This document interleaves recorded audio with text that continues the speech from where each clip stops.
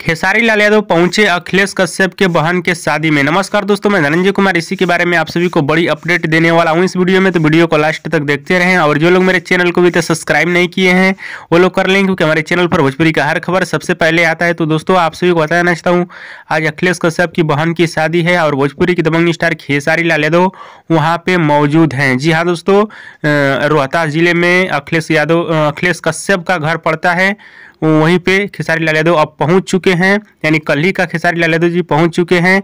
और आज धमाका होने वाला है, यानी स्टेज शो जैसा होने वाला है। और खेसारी लाल यादव जी शादी में भी शामिल होंगे और बहुत लोग शादी में शामिल होंगे। कल्लू होंगे, अंकुश राजा भी होंगे। बताया जा रहा है कि पवन सिंह भी आ सकते हैं। जी हाँ दोस्तों, पवन सिंह को भी इनविटेशन दिया गया है। देखिए पवन सिंह आते हैं या नहीं आते हैं अखिलेश कश्यप की बहन के शादी में, लेकिन पवन सिंह को भी इनविटेशन दिया गया है और पवन सिंह की टीम को भी।